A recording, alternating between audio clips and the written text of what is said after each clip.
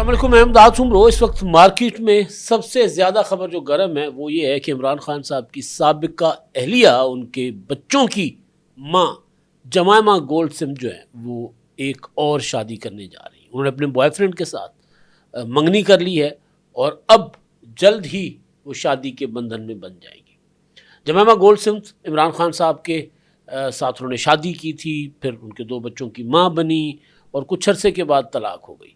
फिर इमरान खान साहब ने 2 शादियां कर ली, एक तलाक हो गई रेहाम खान साहबा के साथ, एक शादी इमरान खान साहब की अभी भी चल रही है।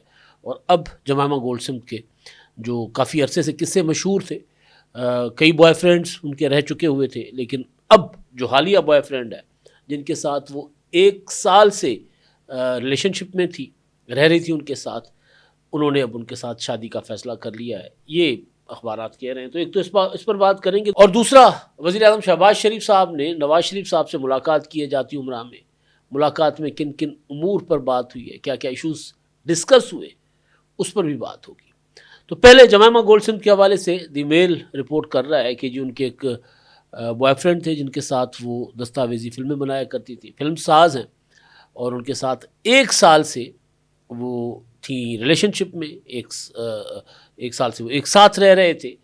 अब उन्होंने मंगनी का फ़ैसला किया है और उनके साथ उन्होंने जो है वो फ़ैसला किया कि शादी करेंगी। कैमरून ओवरेली उनका नाम है, और वो जो है अपना एक रग्बी के थे खिलाड़ी थे, एंथोनी ओरेली उनके बेटे हैं और बिलियनर हैं। और उनके साथ जमायमा गोल्ड सिम ने मुख्तलिफ डॉक्यूमेंट्रीज़ पर, दस्तावेजी फ़िल्मों पर काम किया और फिर उनको एक साथ देखा गया। अब दी मेल जो है वो ये क्लेम कर रहा है कि उन्होंने फ़ैसला किया है कि मंगनी और मंगनी के बाद होगी शादी।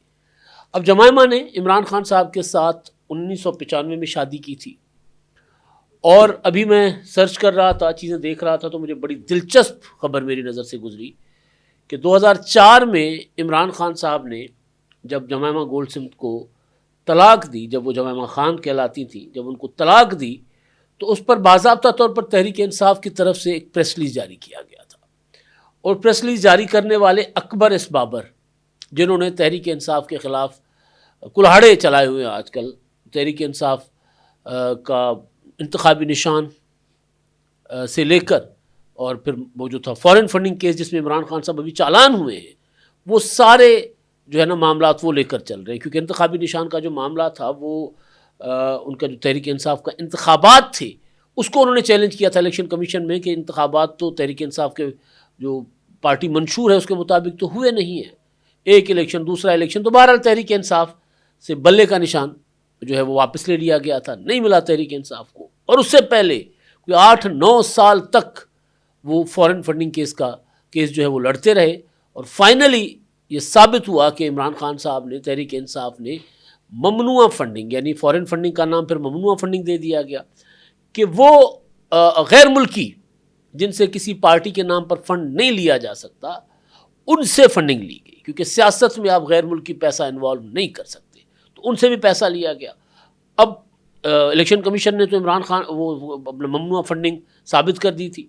फिर इलेक्शन कमीशन ने फौजदारी मुकदमा दायर करने की हिदायत जारी की थी, तो वो मुकदमा चल रहा था। अब उस मुकदमे का 2 रोज़ पहले चालान जमा हो गया और इमरान खान साहब को मरकज़ी मुल्ज़िम डिक्लेयर किया गया।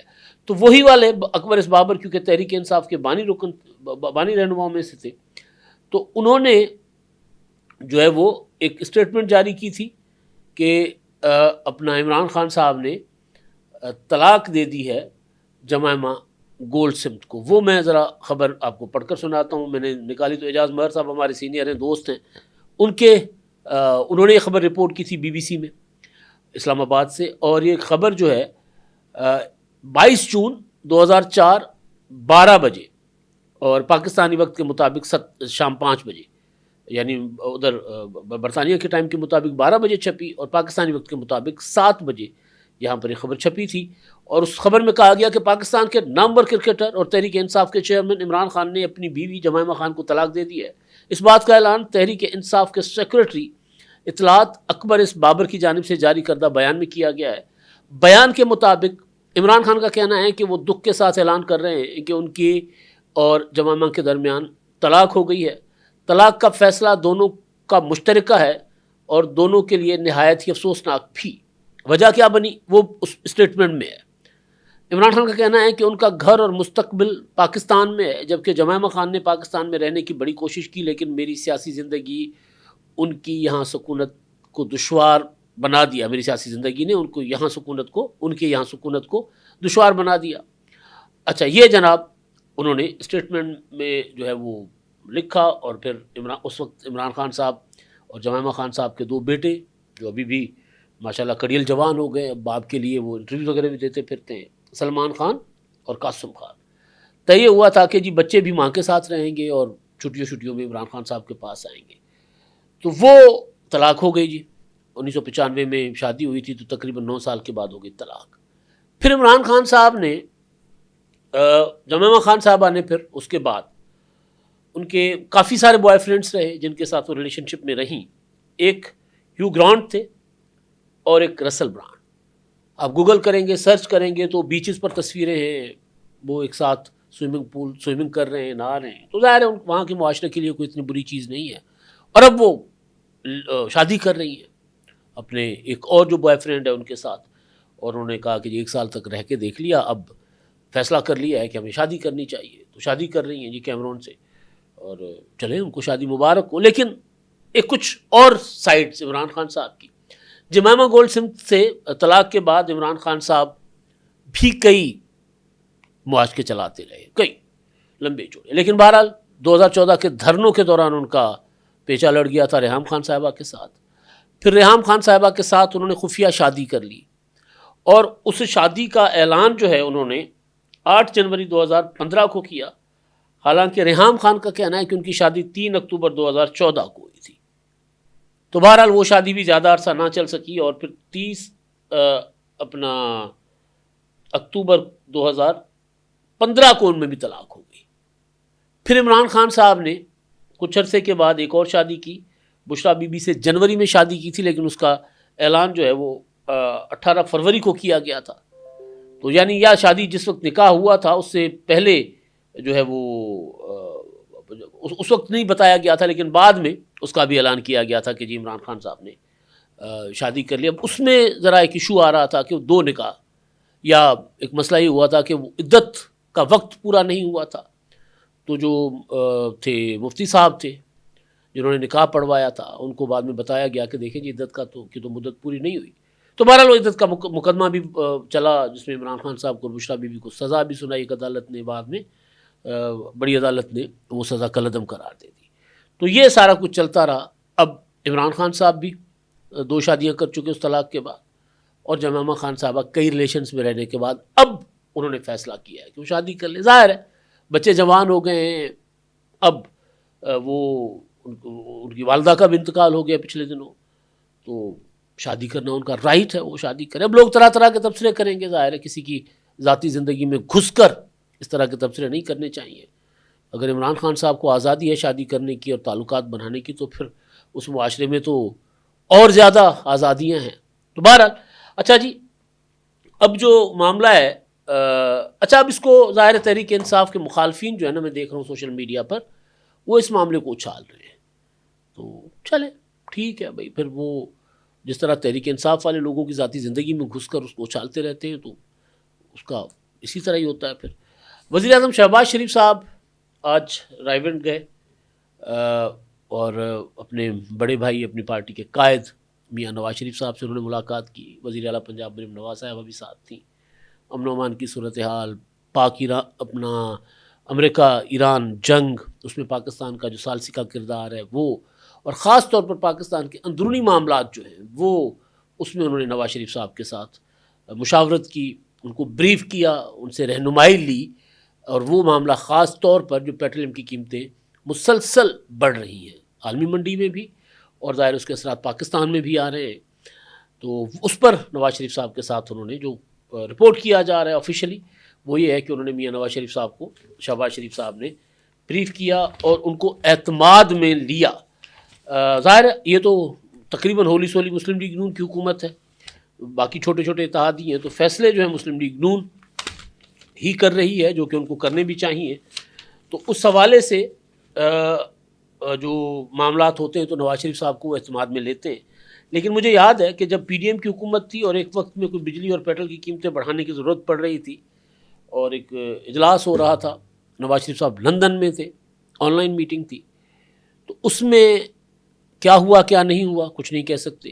لیکن جو مریم نواز صاحبہ نے ٹویٹ کیا تھا بعد میں کہ نواز شریف صاحب نے قیمتیں بڑھانے کی اجازت نہیں دی، انہوں نے کہا آپ نے بڑھانی ہے تو بڑھائیں، میں اس فیصلے میں شامل نہیں ہوں، اور وہ یہ کہہ کر اجلاس سے اٹھ کر چلے گئے تھے. پھر آپ کو یاد ہوگا کہ اسحاق ڈار صاحب بھی ادھر تھے، تو مفتاح اسماعیل صاحب یہاں تھے وزیر خزانہ، تو اس معاملے پر بھی اچھی خاصی جو ہے وہ لیدے ہوتی رہی کہ جی مفتاح اسماعیل جو ہے وہ ٹھیک کام نہیں کر رہے، اسحاق ڈار صاحب کو پاکستان ہونا چاہیے. پھر ایک وقت ایسا بھی آیا کہ اسحاق ڈار صاحب ادھر بیٹھے ہوئے تھے، مفتاح اسماعیل صاحب سے ریزائن لیا گیا، اور پھر کہ اسحاق ڈار صاحب بہتر معاشی پالیسیز بنائیں گے، تو پھر اسحاق ڈار صاحب کو وہاں لندن بیٹھے ہوئے وزیر خزانہ بنایا گیا تھا، اور اس کے بعد پھر پاکستان وہ واپس آئے تھے.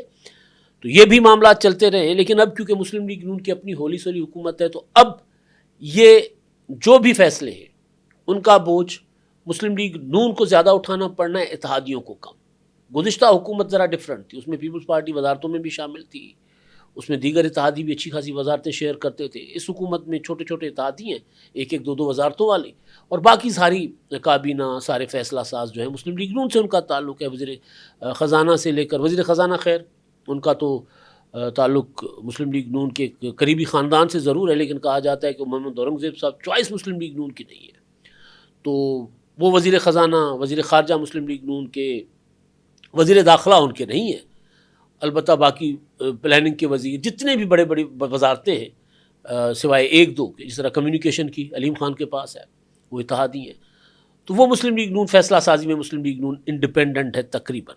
پیپلز پارٹی تنقید کرتی ہے، یہ نہیں ہو سکتا کہ پیپلز پارٹی کے ووٹ سے کھڑی ہوئی حکومت کے فیصلوں کا بوجھ پیپلز پارٹی پر نہ آئے اور پیپلز پارٹی کہے کہ جی نہیں ہم اس میں شامل نہیں ہیں. تو یہ نہیں ہو سکتا، لوگ نہیں اس کو تسلیم کریں گے. تو پیپلز پارٹی کو بہرحال اس حکومت کے اگر اچھے کاموں کا تو پیپلز پارٹی کو شاید کریڈٹ ملے نہ ملے، لیکن اگر یہ حکومت لوگوں پر بوجھ ڈالے گی، غیر مقبول فیصلے کرے گی، تو اس کا بوجھ پیپلز پارٹی کو شیئر کرنا پڑے گا، چاہے وہ چاہیں یا نہ چاہیں.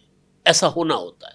تو بہرحال اب یہ ہے کہ اب انڈیپینڈنٹلی فیصلے کر رہی ہے مسلم لیگ نون کی قیادت حکومت، تو لہٰذا اب نواز شریف صاحب کو پہلے بھی بریف کیا جاتا تھا، لیکن اب میاں نواز شریف صاحب، کیونکہ پنجاب میں بھی ان کی حکومت ہے، ملک کے سب سے بڑے صوبے میں، تو میاں نواز شریف صاحب کو شامل مشاورت رکھا جاتا ہے، اور پھر اس کو باقاعدہ بتایا جاتا ہے کہ جی میاں نواز شریف صاحب کو فیصلوں میں شریک کیا گیا، کیونکہ ابھی حکومت کے لیے آگے اور کڑا وقت آنا ہے اور مشکل وقت حکومت کے لیے آنا ہے. ابھی تک جنگ جو ہے اس کے بادل نہیں چھٹے، امریکہ دھمکیاں دے رہا ہے، ایران نے نئی تجاویز جو ہے وہ دی ہیں، اور ٹرمپ ان تجاویز کا بھی جائزہ لیں گے. ابنا ہرمز ابھی تک اس کی ناکہ بندی ہے، ایران نے بھی بند رکھا ہوا ہے. بعض اوقات یوں لگتا ہے کہ صدر ڈونلڈ ٹرمپ جس طرح اپنے جو مشیر ہیں ان کے جنگی، ان کے ساتھ، یا سیکورٹی کے جو مشیر ہیں ان کے ساتھ جس طرح وہ روزانہ کی بنیاد پر بریفنگز لے رہے ہوتے ہیں، حکمت عملی ان سے سمجھ رہے ہوتے ہیں، ان کو بتا رہے ہوتے ہیں، یا پھر جس طرح مڈل ایسٹ میں وہ اپنی فوجیں بڑھا رہے ہیں. ابھی خبر آئی ہے کہ جی انہوں نے جرمنی میں ان کی جو فوج تھے 5000 فوجی تھے، وہ انہوں نے بلا لیے ہیں واپس. تو جس طرح وہ تیاریاں نظر آ رہی ہیں کہ شاید کوئی ٹرمپ ایک اور حملہ ایران پر کر لے، تو ظاہر ہے اس کے اگر ایسی کوئی صورتحال ہوتی ہے تو آئل کی قیمتیں اور زیادہ اوپر چلی جائیں گی. کل پتہ چلے گا مارکیٹ کہاں جاتی ہے، یا آج رات دیر تک جب مارکیٹ جب کھلیں گی باہر تو پتہ چل جائے گا کہ صورتحال کدھر جاتی ہے. لیکن مشکل وقت ابھی بھی پاکستان کے لیے موجود ہے. تو لہٰذا اچھی پالیسی ہے مسلم لیگ نون کی، میاں نواز شریف صاحب کے ساتھ مشاورت، پارٹی کے اندر مشاورت یا اتحادیوں کے ساتھ مشاورت کر کے فیصلے کرنا ایک بہت اچھا قدم ہے. اور وزیر اعظم شہباز شریف صاحب آج اسی سلسلے میں آئے ہوئے تھے نواز شریف صاحب کے پاس، اور یقینی طور پر اس معاملے میں ون کانسٹیٹیوشنل ایونیو کا معاملہ بھی زیر بحث آیا ہوگا، کیونکہ کہا جا رہا ہے کہ وہ جو حفیظ پاشا صاحب ہیں وہ ان کا کوئی نہ کوئی لنک نکلتا ہے فیصلہ آباد کے کاروباری لوگوں کے ذریعے میاں نواز شریف صاحب کے ساتھ. اب تک کے لیے اتنا ہی. اللہ حافظ. 999 کمیونیکیشن، ڈیجیٹل میڈیا اور یوٹیوب چینلز کی دنیا میں بڑی کامیابیاں سمیٹنے کے بعد اب ویب نیوز، ویب چینل اور یوٹیوب نیوز چینل کی طرف قدم بڑھا رہا ہے، جس کے لیے ہمیں ملک بھر میں رپورٹرز کی ضرورت ہے۔ خواہش مند حضرات و خواتین نیچے دیے گئے نمبر پر رابطہ کریں۔ What's app +92 309 1226 999۔